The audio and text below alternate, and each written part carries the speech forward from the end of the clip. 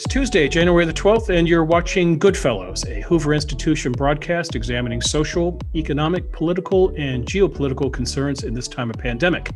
I'm Bill Whalen. I'm a research fellow here at the Hoover Institution and the Virginia Hobbs Carpenter Fellow in Journalism, and it's my honor to be your moderator today. If this is your first time watching GoodFellows, what you're in store for is a conversation in which three Hoover Institution senior fellows, or GoodFellows as we jokingly refer to them, offer their unique insights to what may lie ahead in these complicated and uncertain times. Let's meet the GoodFellows, beginning with John Cochrane. He's an economist, the proprietor of the Grumpy Economist broadcast, and the Hoover Institution's Rosemary and Jack Anderson Senior Fellow. Hello, John. Hi, it's great to be here again. Good to see you all. It's been a month. It's been way too long, my friend.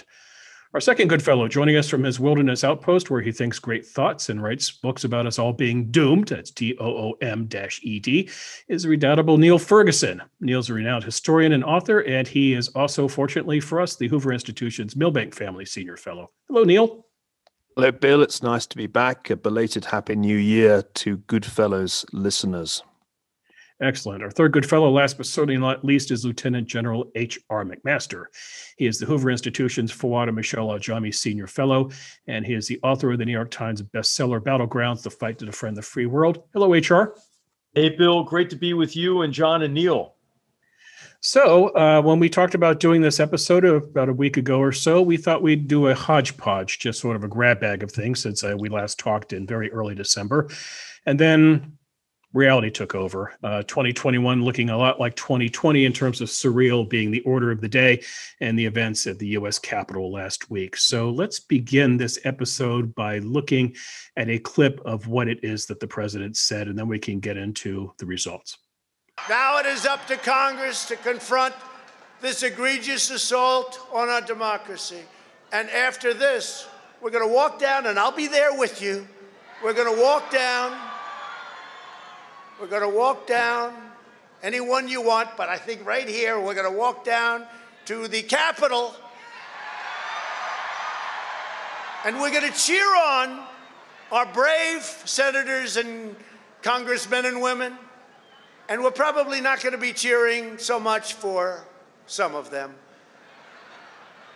because you'll never take back our country with weakness. You have to show strength, and you have to be strong. Okay, Niall Ferguson, that speech was not exactly Braveheart, Mel Gibson-like, if you will. You've written about this. You've been asked this about 1 million times, I suppose, by now. But in your estimation, Neil, did the president commit a crime? And if so, then what is the proper punishment for what happened? Well, he didn't commit a crime in that clip. And indeed, if one goes through the entire speech carefully, he says at one point that the march that he's proposing on the Capitol should be peaceful. Mm-hmm. So if you wanted to really be very pedantic, you'd say no impeachable high crime or misdemeanor there. Mm-hmm. But I have to say that when I take a step back and put that speech in the context of everything that President Trump did really from election night until now, I'd have to come to a different conclusion.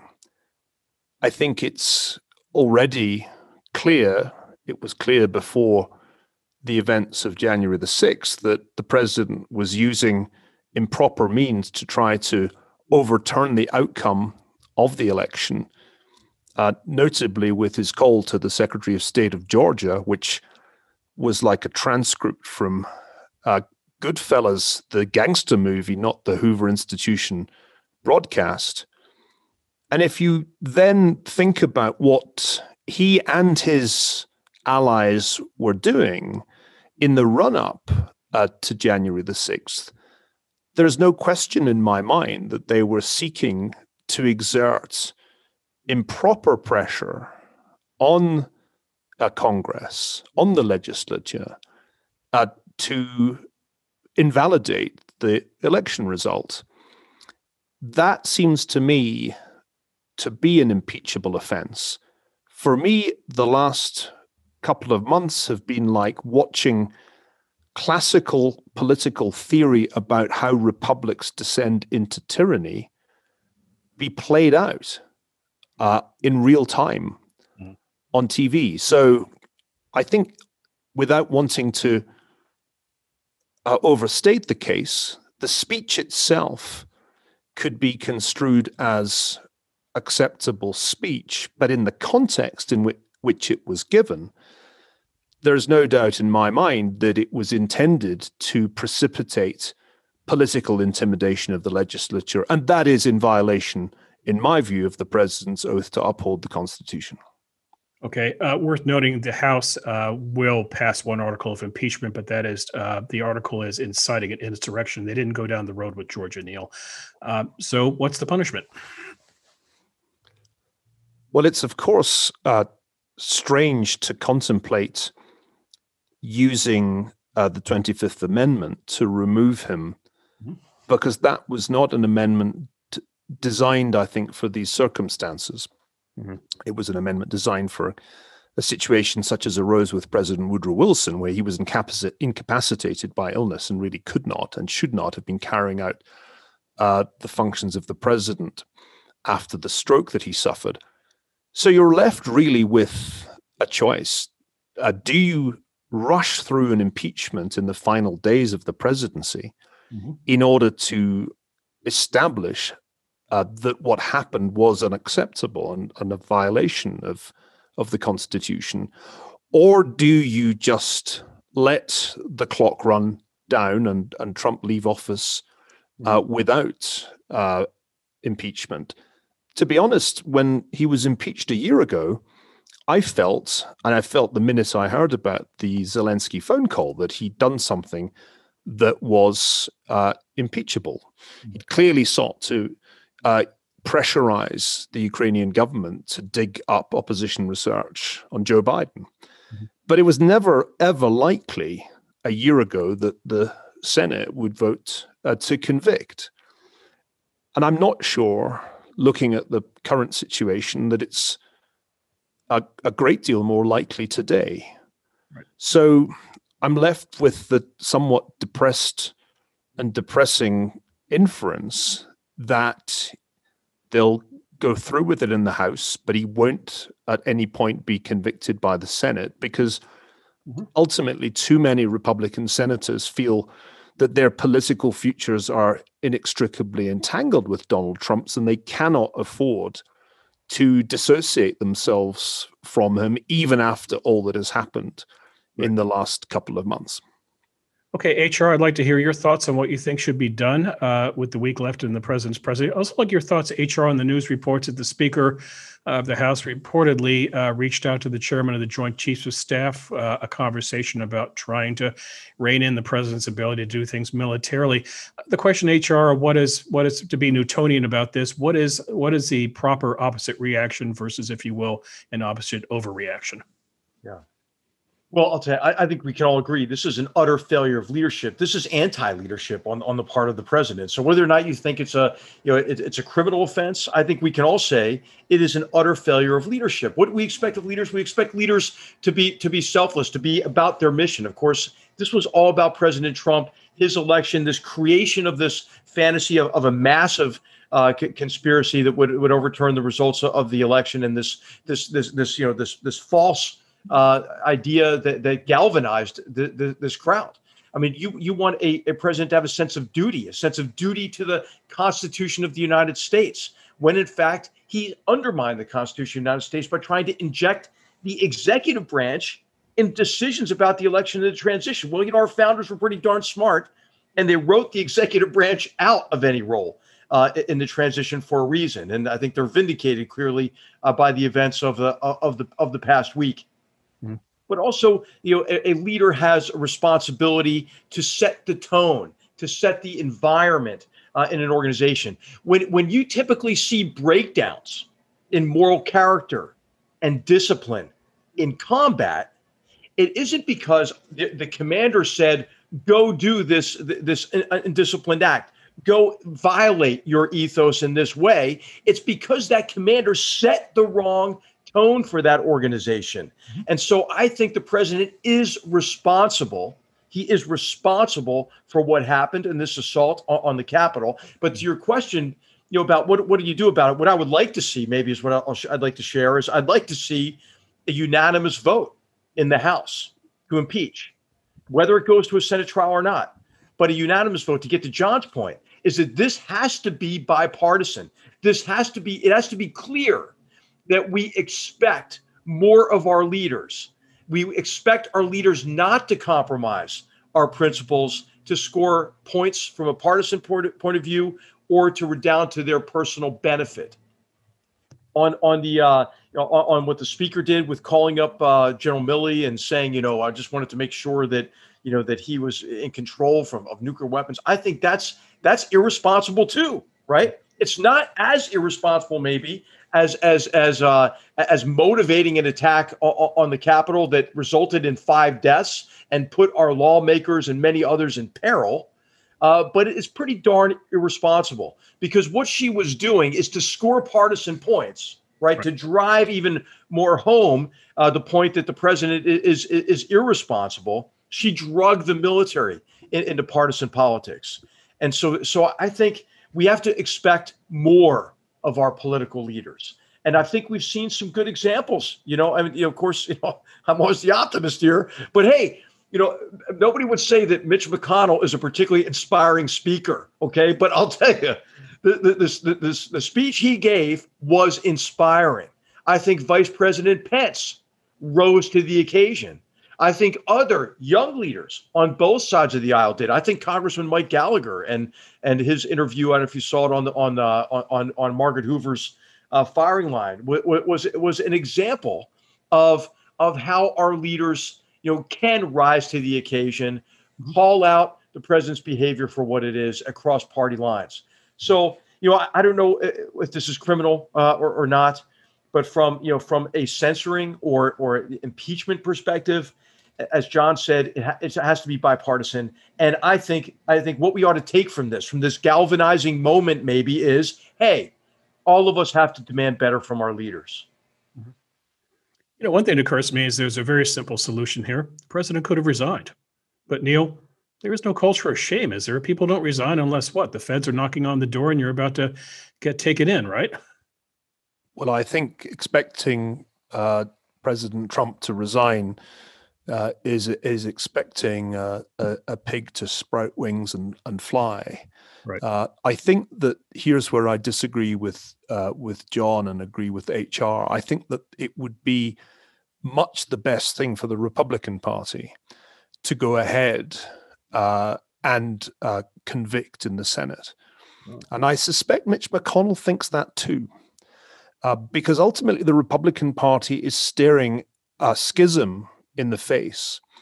And it seems to me only going to be worse if Trump is left with any shred of legitimacy at the end of this process. There needs to be a cauterizing. There needs to be a surgical strike.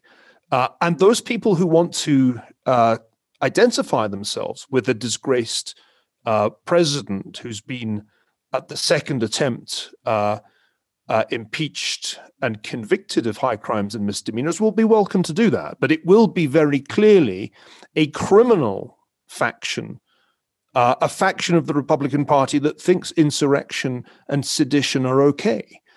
And I think that therefore will be a smaller fraction, a smaller splinter group than if Trump is allowed to walk out of the White House with some shreds of respectability and legitimacy. So I do think this is an incredibly important moment, not just for the country, but specifically for the Republican Party. And I agree with HR that it was remarkable to hear Mitch McConnell speak as he spoke last week. It was inspiring indeed to see Vice President Pence write a crucial letter telling President Trump he would not go along with Trump's attempt to overturn the election result. But I think unless the Republican Party in the Senate can follow through and finish this ugly job off, then it will in fact be a dreadful mistake, and we'll end up with a Trumpist party. Remember, It's not an absolutely unassailable law of history that there are only two parties. At times in American history, there have been more than two. Think of the Bull Moose Party in the days of Teddy Roosevelt.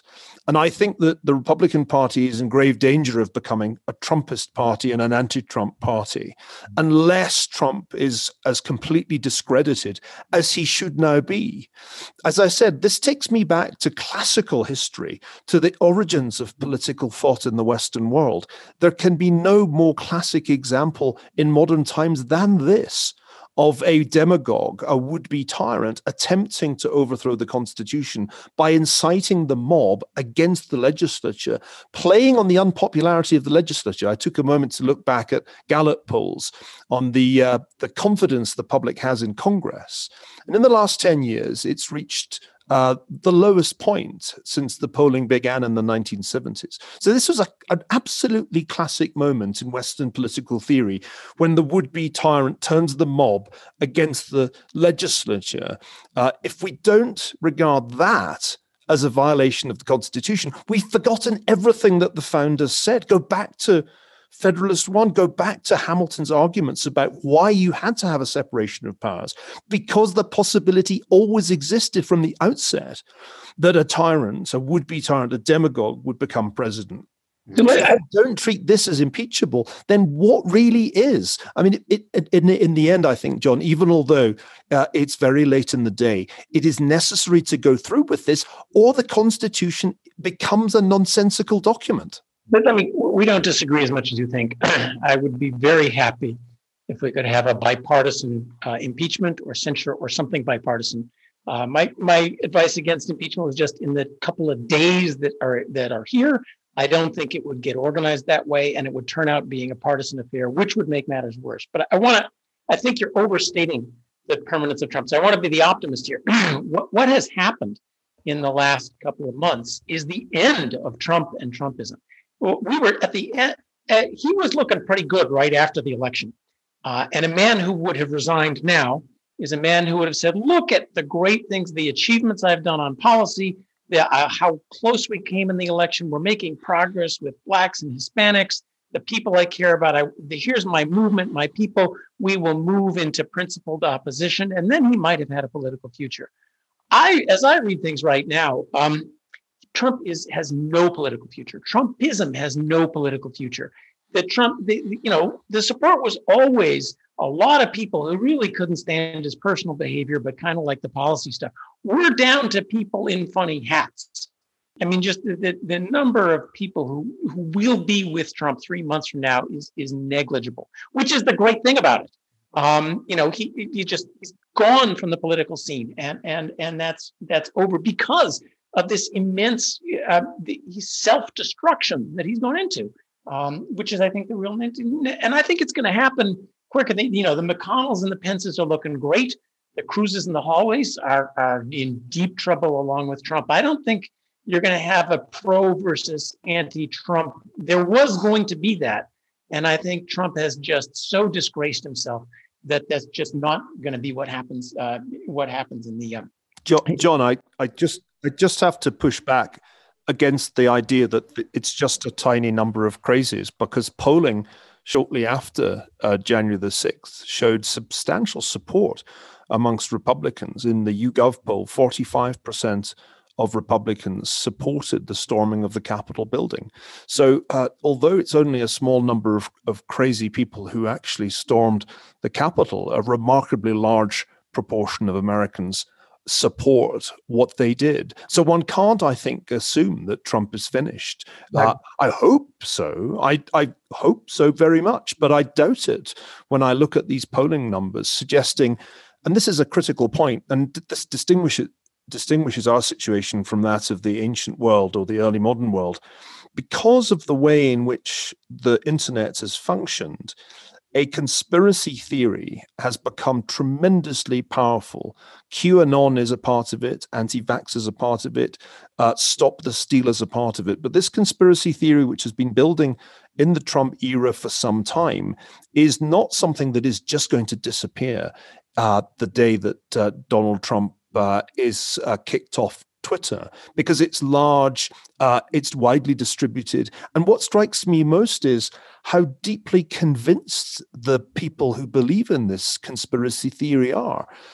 Like that unfortunate woman who was shot in the Capitol building last week, who had gone down the rabbit hole of QAnon and ended up paying for it with her life. So I just wish it would fade away, but it doesn't seem very plausible that it will.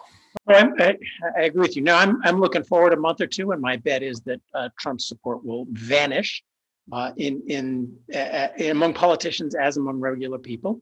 But let's come back to these conspiracy theories and the role of the media and so forth in this whole affair, because I think that is very important looking forward.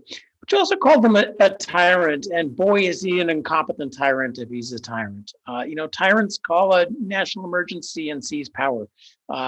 He's just a blithering incompetent at this point on this fantasy, this self-preserving fantasy that a lot of his base have gone along with as kind of a fun fantasy, and a small number go along with in a much more serious way. But that will fade along with Trump. Okay, let's HR. Why don't you get the last word in on this segment?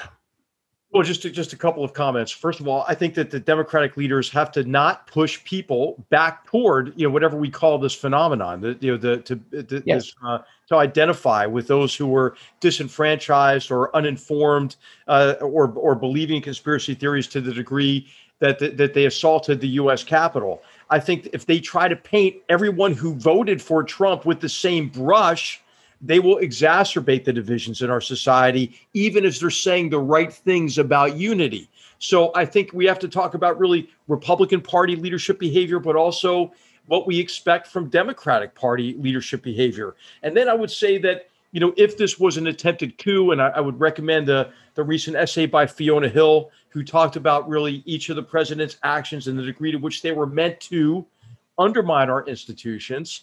I would just say, John, he may be incompetent as somebody who's trying to challenge the Constitution, but thank goodness for our institutions, which have been stress tested and came out looking pretty stronger, than I think many of us anticipated even. And we ought to be grateful for that. Let me just 2 cents on that. Because I want to find optimistic things. The strength of America's electoral institutions, I think, is a great lesson of this. And a lot of Democrats who are all for national vote and one national election bureau, I think, are coming around to, hey, the Electoral College is, not a bad idea. And reverence for these institutions is maybe not a bad idea. And having one single federal bureau of elections that Donald Trump could go in and subvert might not be such a good idea. So there's optimism here. Okay, let's change our focus here to big tech, which, unlike Congress, has already acted as to what to do vis-a-vis President Trump. Twitter pulling the plug on the Trump account. Donald Trump on Twitter, born May 4th, 2009, died January 8th, 2021. Apple, Amazon, and Google have cut off Parler, which is the conservative alternative to Twitter. Twitch and Snapchat disabled Trump's accounts. Shopify took down 2 online stores affiliated with the President of the United States. Neil, if we just talked about what the president may have done wrong and what punishment should be, has big tech done anything wrong? And if so, what should their punishment be? Well, it is tempting to say that the coup that succeeded was the coup by big tech against Donald Trump. But I have to say that I did warn Republicans of this danger some time ago. Back in 2017, I wrote a piece saying that the collision between the Trump administration and Silicon Valley was inevitable, that the big tech companies would never let him do what he'd done in 2016, which was very successfully to use their platforms to win an election. Mm-hmm. And that unless something was done to legislation and as well as to regulation, the power of the big tech companies would become a fundamental threat to the democratic system. And I believe we have reached that point, because the arguments I made back then, particularly about Section 230 of the Communications Decency Act, as it was once known, and about the need for some kind of First Amendment in cyberspace, were not heeded by Republicans until much too late.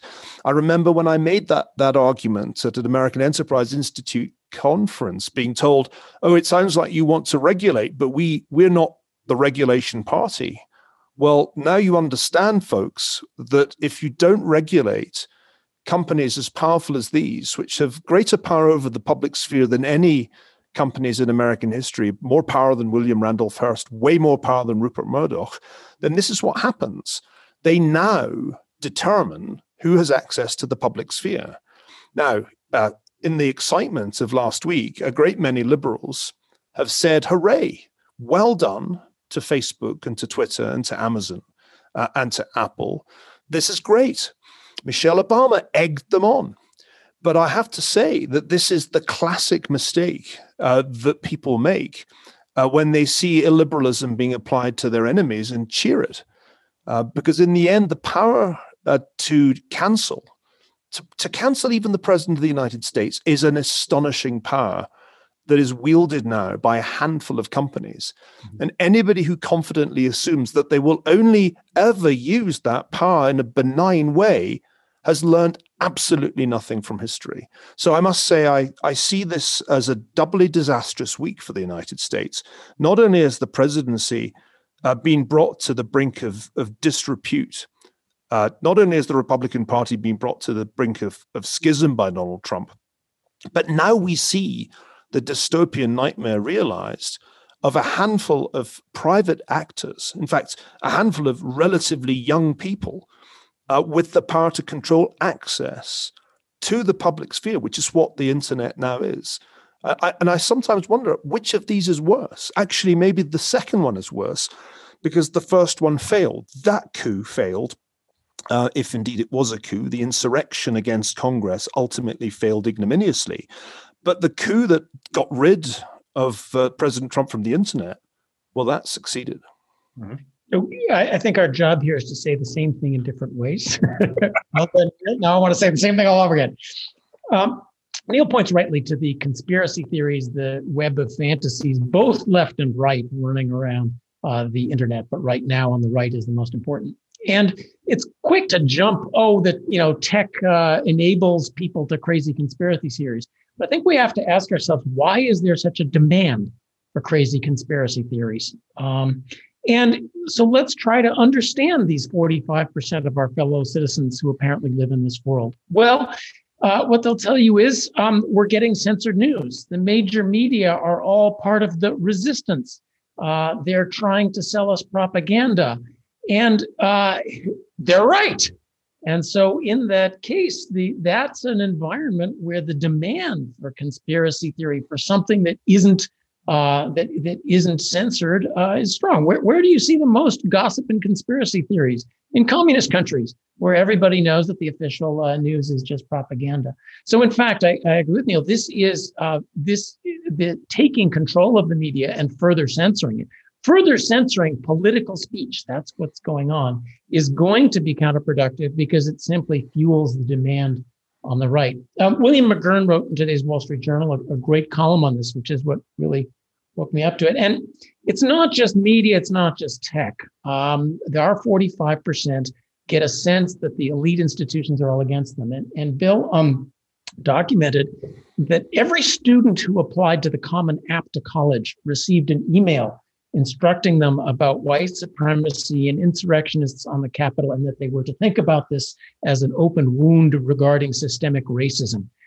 Now, that's an opinion. It's a political opinion. But if you're going to apply to college in the United States, you get sent this political opinion, which tells you something about what you got to say if you're going to be in college, but also sends people off to this view that the elites are all looking down on us and that the game is all rigged, and no wonder. So I'm still Mr. Freedom of Speech, and that's the counterproductive part of it.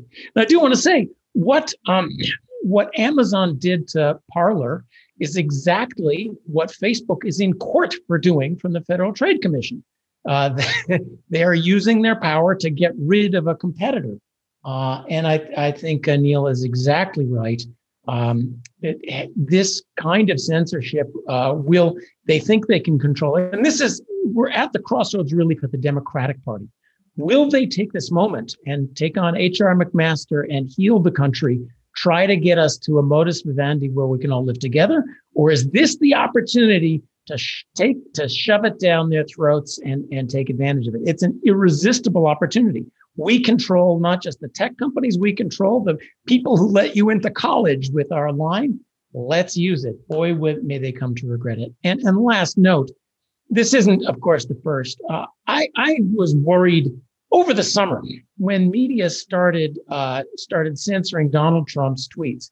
Donald Trump was the president of the United States.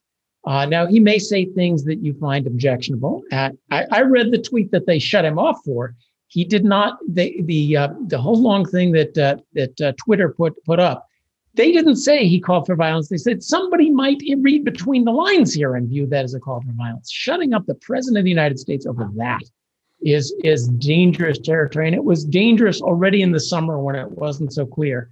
The point at where it went to farce, the Washington Post fact-checked a Trump tweet when he said he was being treated worse than the dog. And the Washington Post said, fact check, many dogs are well treated in the United States. I mean, come on, guys. That's when it's reduced to farce. But the control of political speech is always messy. And there's no way of fact checking and taking political speech. But that's what our country is built on, not just the First Amendment, but the way we run things. So I agree entirely. That's the coup to worry about. And we need to agree that censorship of our means of communication by a bunch of unelected 20-something tech moguls is very dangerous. By the way, it's very unlikely, in my view, that the Democrats will do anything about this because they've gone down the antitrust route. And ultimately, antitrust actions, even if they do lead to the breakup of some of the tech giants, don't have any bearing on this issue. Because even if Facebook is forced to part with Instagram and WhatsApp, the reality is that the rule of Section 230 will still apply, which is a wonderful catch-22 type rule, which allows these companies, and this was a rule designed when they didn't exist, essentially, or when they were just fledgling startups. But the rule essentially says you are a network platform if anybody accuses you of being a publisher. That is to say, you're not liable for any harms arising from content on your site under Section 230. But if you choose to engage in censorship, i.e. to behave as a publisher, then you're not liable for that either. And this is a wonderful clause that has been the basis, particularly for Facebook's and Google's profitability. Unfortunately, only Republicans belatedly realized that this was the fatal problem. Democrats are not going to pursue this. It was interesting that Trump mentioned Section 230 twice in that speech that he gave last Wednesday. Too late. He realized way too late that he had been made by social media. I don't think he would have won in 2016 without social media. And he has been broken by them because he wasted the 4 years that he had to address this problem. And other Republican legislators, including Josh Hawley, came to it far too late to make a difference. Right. HR, you and Neil are the resident historians on this show, and I'm kind of what comes to my mind is what Churchill said about appeasement. What was appeasement? It's what feeding the crocodile, hoping he'll eat you last. Is this, in effect, appeasing big tech, HR? And explain to me a world, how would big tech go after the left as it would go after the right in terms of rival? In other words, how does this ricochet against the left, which lets big tech do this to conservative alternatives?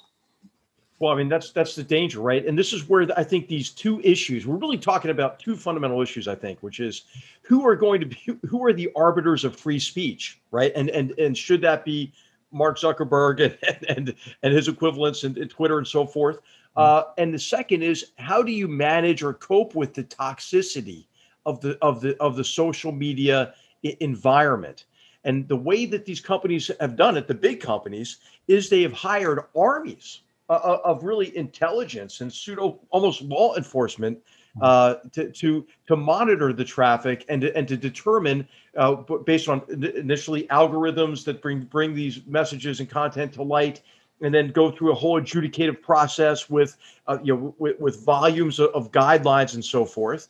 So they're trying to do it, but should they be the ones who are the arbiters of free speech, and maybe would it be easier? And I'd ask Neil to respond to this. to lift the immunity associated with 230, and let there be almost kind of a free market solution to this, or a solution that involves real law enforcement, real adjudicative processes. But what happens now, though, too, is related to the idea of a few companies really controlling this environment, because you have to be a big company, with a lot of cash to be able to run that kind of a screening environment. Parler didn't do it. This is one of the reasons why the platform said, okay, Parler can no longer participate on these platforms. So I think that these two questions, right? Who are the arbiters of free speech, and how do you cope with the toxicity of the environment and the degree to which this environment is contributing, right, to the polarization in our society, the incitement of violence, the perpetuation of these kind of conspiracy theories and disinformation campaigns. And I don't have it figured out. I mean, Neil, you wrote about this in the Tower in the Square years ago. What does last week do to your thinking about this? And what is the solution? Well, HR, in the Square and the Tower, I made the argument that you needed to get rid of or rewrite Section 230 so that it wasn't a charter for censorship and politically skewed censorship. But at the same time, you had to create some kind of quasi-First Amendment in cyberspace. Now, I think the Supreme Court took some important steps in that direction not long after I finished the book, because there was an important ruling that established, this was Packingham versus North Carolina in 2017, that established that the internet platforms were, quote, the modern public square. Justice Anthony Kennedy said, while in the past there may have been difficulty in identifying the most important places for the exchange of views, today the answer is clear. It is cyberspace, the vast democratic forums of the internet in general and social media in particular. So I think the problem we have is fixable, but it's not going to be fixed by antitrust actions for reasons that John already alluded to. And I think the Democrats have quietly gone down the antitrust road, knowing that it's an enormously long cul-de-sac. Remember the Microsoft antitrust action that ended up with Microsoft not being broken up? I can imagine exactly the same outcomes here. But in fact, it doesn't address the central problem, which is that the big tech companies have become the new censors. And indeed, internally, they've even talked about that.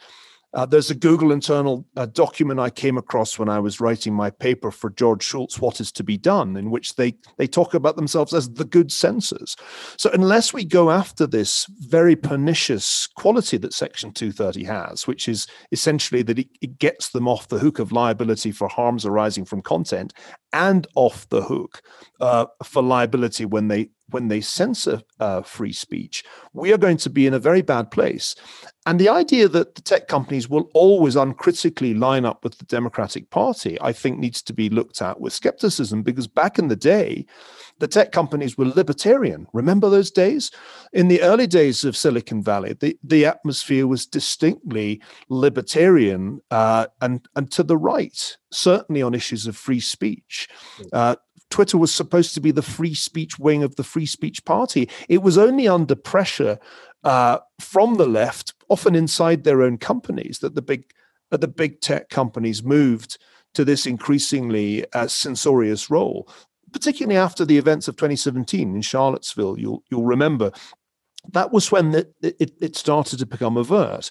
But to me, the remarkable thing is that Republicans took so long to realize the mortal danger they were in. And I think that was partly because with Brad Pascal for so long in the role of digital director, they thought they had Facebook on their side.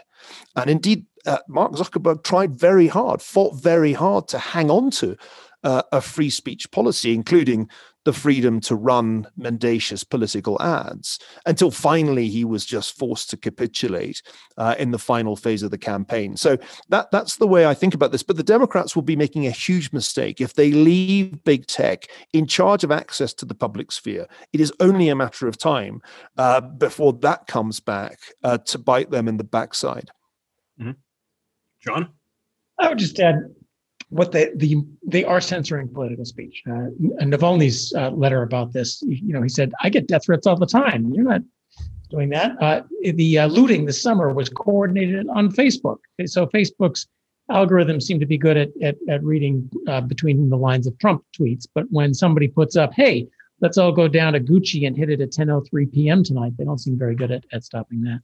I think it's going to be more lasting than Neil says, just because of the infiltration of the woke left into all the institutions of society right now. So I just don't see a bunch of 20-something libertarians or Trump supporters able to go in and start manning the filters at Google and Facebook. So and it's just so tempting.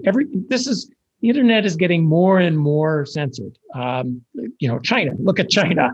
They've discovered what a wonderful tool control of the internet is for maintaining political power. That temptation is going to be there very strongly. And I don't see the Democrats, who are now in charge of a very precarious majority, abandoning that delicious opportunity anytime soon, especially because you don't have to do it through big legislation. It's like much of the administrative state, quietly through the back door. You get to keep your monopoly so long as things go the way we want to go. So I think it's going to be, it's more insidious, and it's going to be with us for a long time. I mean, competition is the answer, as we saw with Parler. When people get tired of censorship, they can try something else. But in the regulatory state, bringing not just the size, but with the government in charge, having competition like that's going to be harder and harder. And John, it's worth adding on the subject of competition that in many ways the most remarkable thing that happened in the wake of the storming of the Capitol was Amazon's kicking Parler off. Yes. Amazon Web Services. I wonder if you realize that Amazon controls roughly half of global cloud services. Now, if that is not bordering on monopoly, I don't know what is. And it gives Jeff Bezos an extraordinary power. And by the way, it's going to be fascinating watching the Trump movement trying to find a new network on which to operate, because even email could be problematic. They, of course, have a massive database of email addresses. But what happens if even that platform is prohibited to them? So you realize at this moment, just the sheer extent of these companies' power, nearly half of all the cloud capability in the world is run by Amazon Web Services. In my view, that is far too much power for a company as scarcely regulated as Amazon now is to have. And that's what I meant by my analogy. The government is suing right now Facebook for its monopoly, for trying to get rid of competitors. And Amazon just did that to Parler in a dramatic form, far worse than anything that Facebook has been accused of in court so far. Well, Neil, you said something about Amazon that the average Trump MAGA supporter probably doesn't know. But let me posit this to the three of you. Donald Trump comes down that escalator in 2015, and he appeals to a sector of the American public that feels what? Disadvantaged, economically disadvantaged. Universities don't speak to them. The media doesn't speak to them. They buy into conspiracy theories. They're mad. They're outraged. They feel scorned, ridiculed. Anderson Cooper's comment last week about the protesters all going to Olive Garden afterwards and the Holiday Inn. It's snobbery, plain and simple. Donald Trump may be gone in a week, gentlemen, but what about the future of Trumpism? Because it seems to me that you still have this energy force still out there in the political system, and it's just going to, almost like a dirt devil in a house, if you will, it's going to swoop around and just go around and look for somewhere new to clean up. So what happens to Trump supporters moving forward? Where do they go? They're not an energy force. They are part of our fellow citizens who have genuine concerns that the elite was not paying much attention to. And they are not, they held their nose to Donald Trump, almost all of them. Trump is a populist. We keep using that word. What does that mean? That means in part listening to the concerns of citizens, which part of the other politics hadn't done. Mostly populism means he had a direct connection. He felt, I tweet me back and forth to the people. I'm not just insulated in Washington. Well, that is gone. But those people are still there. Their concerns are still there. And they are part of, there's lots and lots of people in this country with lots and lots of concerns. And political parties are out there to try and listen to their concerns and help them. So they do not have to express themselves through a populist, through a Twitter, through conspiracy theories or resentment or all the other things that associated themselves with Donald Trump. So I'm much more optimistic that it could be a Republican Party, it could be a Democratic Party, or maybe the Whigs will come back. I keep hoping the Libertarian moment will come and we'll reestablish a third party, because I think everybody's secretly a Libertarian, they just don't know it yet. But I think through the regular order of American political representation, those people's voices will be heard. Mm-hmm. I can't help noting that, as was true in the protests of the summer, it wasn't really the downtrodden and dispossessed who were making the running. Actually, if you look at a social analysis of the people who stormed the Capitol, it included people who were executives at companies, the son of a judge. This was not exactly les misérables. And the same was true with the more radical protests in the wake of the killing of George Floyd. The most extreme and violent protesters in Seattle and Portland turned out on close inspection to include graduate students and the like. So I think we need to draw a distinction between the professional agitators, the people who are drawn to mob violence, who are often a motley crew. And it was a very motley crew that stormed the Capitol last week. And those sections of the electorate that voted for Donald Trump in even larger numbers in 2020 than they had voted for him in 2016, because it's a different question. And I think it's a much more important question. In 2016, I had a great deal of sympathy with the people who voted for Donald Trump. I understood very much why they had done it and what it was that had led them to this state of disillusionment with party establishments on both sides. And I still understand why, after the third 3 years of Trump, they were ready to give him a second term. What was hard for me to understand was why they stuck with him through the fourth year, when Trump revealed himself, to go back to something HR said earlier, to be a woefully incompetent leader.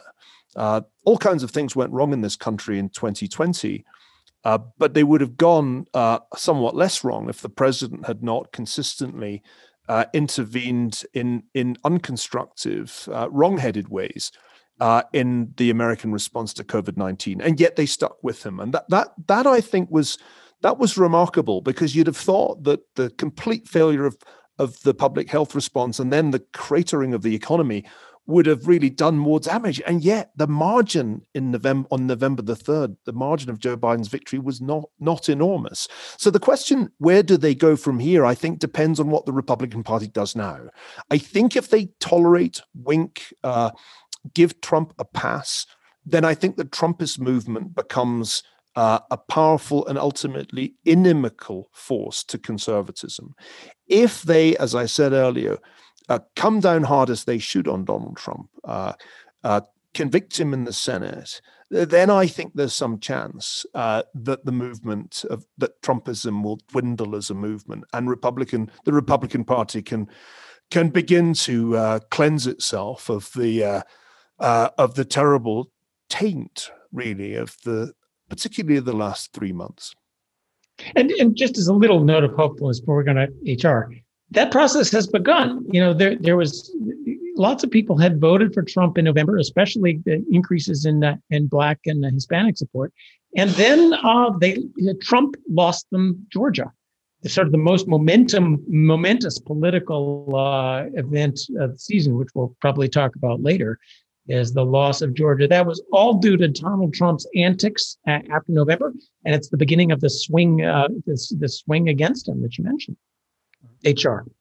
Well, you have been thinking about how the violence in the summer relates to what we saw last week, right? And And I think what we've seen is large segments of the American population feeling disenfranchised, feeling like they don't have a say in how they're governed. And I've been thinking about the causes of this sentiment.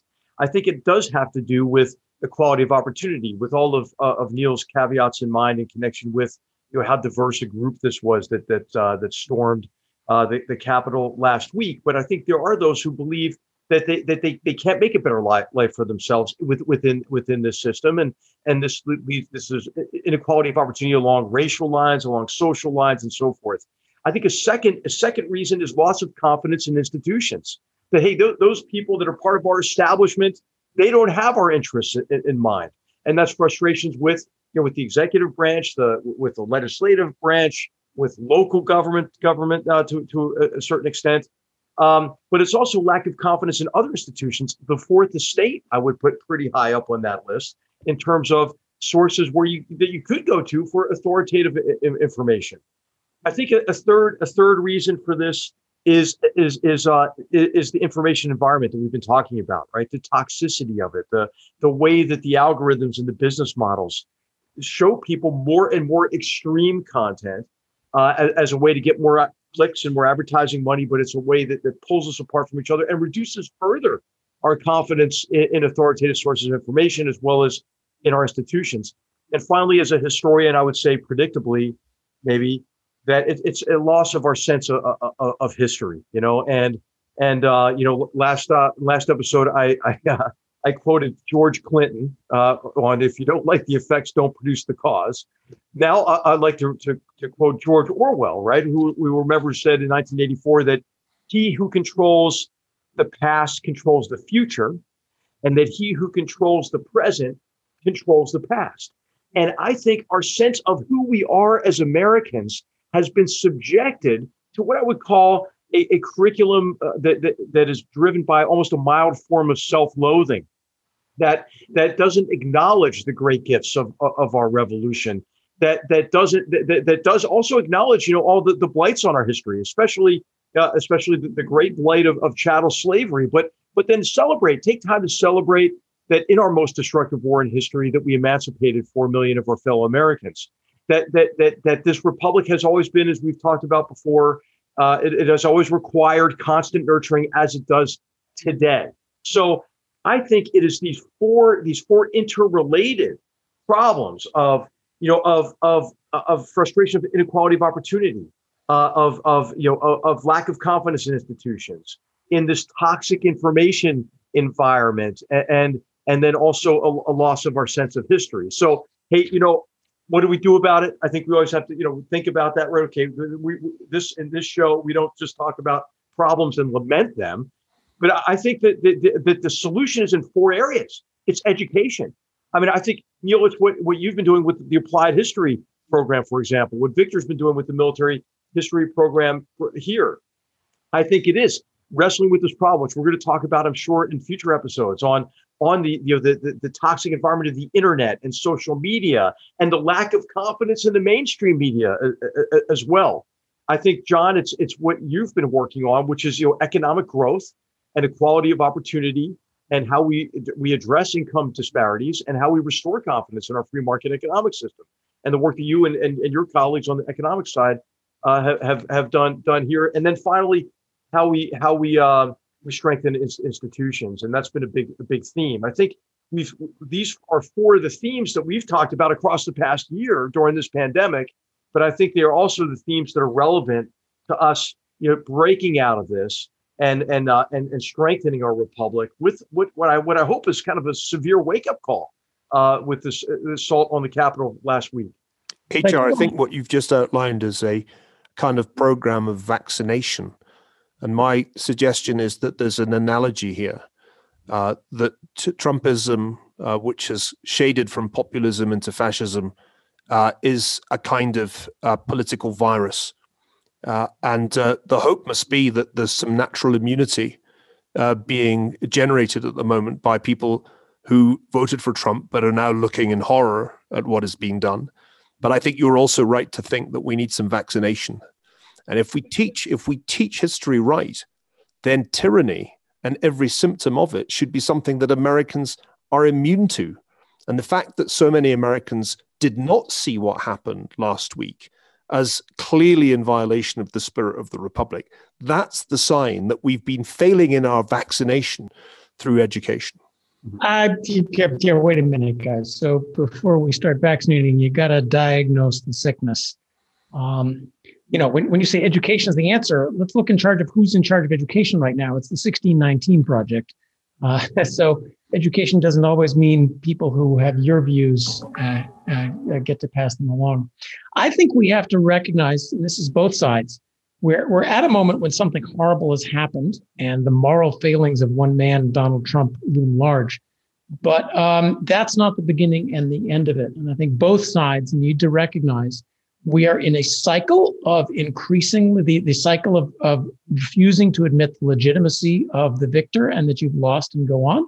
Part of that is the larger and larger costs of losing. The winners of elections can now take narrow majorities and shove things down the throats of the losers without getting vague consensus. And I think that's the deep cause. But the first sickness is this is not the only one. This is a part of a cycle getting bigger and bigger of illegitimacy. The use of protests and violent protests to make political points, that's a cycle that is, that we saw that in the summer. Yes, there's a lot of peaceful protest and then there's a small number of people who hijack it, but that is part of the danger that's getting bigger. And there is toxic, crazy stuff on all sides of the internet. There's a lot of both left and right wing who are living in complete fantasy worlds about what is our country, how does things work, what are the conspiracies, and so forth. So I think we need to recognize that is a larger disease, not just the disease of Trumpism, Trump himself. And I think, Neil, you've gone over the edge. Trump is an awful person in many ways, but he's not a fascist. And he's not an authoritarian. People keep using that term. Fascists had a very well worked out ideology of how one man in control, the Führer principle, would run things beautifully. Nothing out of Donald Trump's words said anything of the sort. I think it is, fascism is terrible, Donald Trump is terrible, but to just use that word willy-nilly, Donald Trump was ignorant of constitutional restraints. He's a narcissist, if you want. But to call him something he wasn't, I think, misdiagnoses the disease. And thus, you're in danger of taking the wrong vaccine. John, I used the term advisedly. I said shading over from populism into fascism. I noticed that the leading authority on the history of fascism, Robert Paxton, agreed with me in an article in Time magazine. I think one has to call this by its true name when it exhorts mobs to march on the legislature, when the big lie becomes the central theme of every speech, the big lie that the election was stolen. No, I argued vehemently against this label of fascism at the beginning of the Trump era and right through to the beginning of this year. But you have to say that on the basis of his behavior since November the 3rd, Donald Trump has done everything to vindicate Tim Snyder and Applebaum and others who said, and Andrew Sullivan, my old friend, who said from the outset, this man is a fascist. I disagreed then. I don't think he was, in fact, behaving like a fascist in the first part of his administration. I think he did in the last 3 months, and one has to call it by its real name. If we don't do that, then I think we suffer from a kind of historical slippage. Because as I said earlier, if that is not an attempt to overthrow the constitution of a republic, to try to have an election result reversed and to use the mob to intimidate the legislature to do that, well, if that isn't fascism, I'm struggling to think quite what is. I don't want to defend Donald Trump, but what a fascist would do in this circumstance is declare a state of emergency, call out the National Guard, shut down the TV and radio stations. His mobs would go to the Capitol Hill. They wouldn't go with funny horns and hats. They would go with masks, with adequate weapons. They wouldn't be asking Nancy Pelosi to vote an act to vote yourself. But John, not all fascists were competent. Oswald Mosley was not competent, but he was still a fascist. But I think we're focusing too much on Donald Trump because he will be gone fast.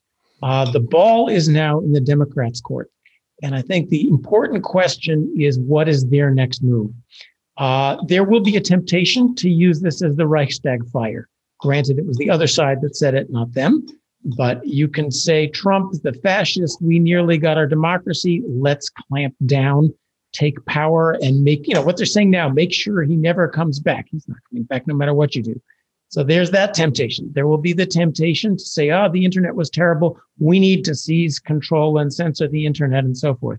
Or there is, what I'm hoping for, the R Mcmaster thing, to bring in the good Republicans, the McDonalds, the Pences, the people who have said this is not how we do things. This election was lost. We go on to loyal opposition and try to heal this country, try to get away from the tit-for-tat norm busting that's been going on. That's what I hope. But the great temptation will be the other one. And I think that is what matters now, not what happens with Donald Trump. And hey, just one quick point on this. There was a lot that needed to be disrupted, right? I mean, there was a reason why some people were losing confidence in our institutions and in government.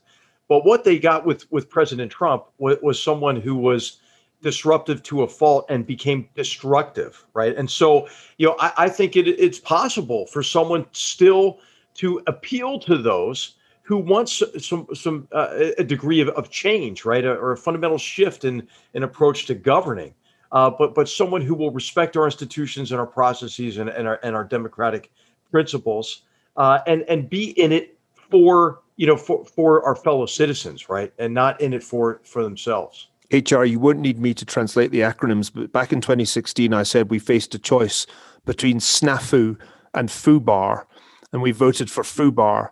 And if the United States last week wasn't FUBAR, again, I don't know what FUBAR means. Oh, yeah. We're running out of time here, guys. I'd like to ask you all one final question. Let's try to make it a quick answer. And it's this. We haven't talked about one thing in this broadcast, and that's COVID. And here's the question, and I think, Neil, you've written about this. Is COVID making us all a little crazier? I'm not saying crazy to the point where you storm the Capitol, but as we continue to deal with the pandemic and the social consequences, is crazier than normal the continued norm? I certainly think it's been a part of the crisis. I've argued this for a while. If you look at the great pandemics of the past, they're associated with religious and political extremism. This was something that Thucydides observed in Athens. It was there in the time of the Black Death. Think of the flagellant orders. I don't think things would have gone as crazy in the summer, in the Black Lives Matter protests, or last week with the Stop the Steal failed insurgency, had it not been for the effects of the pandemic. And by the way, there is ample evidence that problems of mental health have been exacerbated by COVID-19. Paper after paper documents increases in depression and all other forms of mental illness. And it's hardly surprising because of the extraordinary strains that the pandemic imposed on us, not just economically, but socially. We are not a species that likes to be shut up in our homes and cut off from the crowd. So I think one has to set the events of 2020 and 2021 in this kind of perspective. Most of the historical analogies being bandied around last week missed out the fact that this kind of stuff tends to happen in the extreme dislocation caused by a pandemic. Right. John? I have a slightly different view. During these weeks while the entire country is debating whether Trump should be censured, removed, 25th Amendmented, or simply waited out, COVID is quietly growing exponentially. A new strain is in, which is much more evolution doesn't wait. Exponential growth doesn't wait. We discussed vaccines earlier in November, and you guys shouted me down for being grumpy about how the rollout was going to be. The rollout of the vaccine was even more chaotic than I could have possibly imagined. The incompetence of it is just astounding. And so we're in a race between bureaucracy and exponential growth and evolution, and those two are winning fast over bureaucracy. This is just the basic competence of government, which is the sad thing that's missing. And, this would have been a wonderful time for politicians to say, no, FDA, damn it, get those shots out. no, the crazy rules you're putting in on how to allocate them are going to stop, and the vaccine just does not wait for us to do that. So, what I view COVID right now is just that's the ever present. While we sit around and fight, the enemy is at the gates and growing stronger every day. And I want to put in one last word. We've been very harsh on Mr. Trump. As of the election, as unpleasant as his personal characteristics were, there were some accomplishments that only a disruptor could have done. Moving the embassy to Jerusalem, the biggest deregulation ever, an economy that as of February was doing better than any of the standard pundits said it would. Now, it wasn't perfect. It wasn't what I would have liked, but he had reason to look back and not Trump himself, but the administration that surrounded him actually did some stuff. And Trump threw that all away. So his legacy will now be not solid accomplishments on the behalf of his base and all of America, and then some kind of crazy stuff during a pandemic. Now he's Mr. Horned Hat and beaver skin hat. That's a tragedy for all of us as well as him personally. HR, you get the final word. Yeah. So, Bill, if I could just make 2 quick points here. One is to build on what John just said, is that I hope that what happens isn't a reaction to last week and the storming of the Capitol that results in a desire to throw out everything that the Trump administration did, because I do think in the area of foreign policy, there were some important initiatives that ought to be continued. And then on the point that Neil was making about the post-pandemic period, I think we have to recognize that this is a period of considerable trauma for the country, and that we're going to need some important social and psychological remedies to it. Those who experience combat trauma are those who are put in a situation that generates a great deal of fear and anxiety, but also situations in which those particular soldiers feel powerless. And so I think what we have to do is to help all Americans understand that we do have agency. We do have authorship over our future. And all of us have a role in writing that future and writing that post-pandemic period of American history. And so, I think that we have the institutions, the constitutional form of government to do that.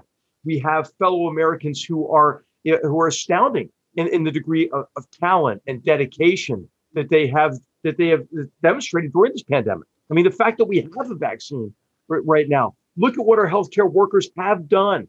And so I know it's sort of in our nature, right, and in this show too, to critique what's happening and to look for areas and problems that are in our face, like it was last week, or situations that aren't going well. But we do need to take equal time to accentuate the positive, the gifts that we have, and take advantage of those gifts as we write this post-pandemic future. Okay, let's leave it at that. We'll put a wrap on this, our first episode of 2021. I thought this was going to be a boring year compared to last year, but apparently not. We'll be back next week with another episode of GoodFellows, a new episode, a new conversation. I imagine we're going to be talking about the new president who will be coming into office. On behalf of Hoover's GoodFellows, Niall Ferguson, R Mcmaster, John Cochrane, all of us here at the Hoover Institution, please, by all means, stay safe, stay healthy, and we'll do our best here at the Hoover Institution to help you stay informed. We'll see you next week.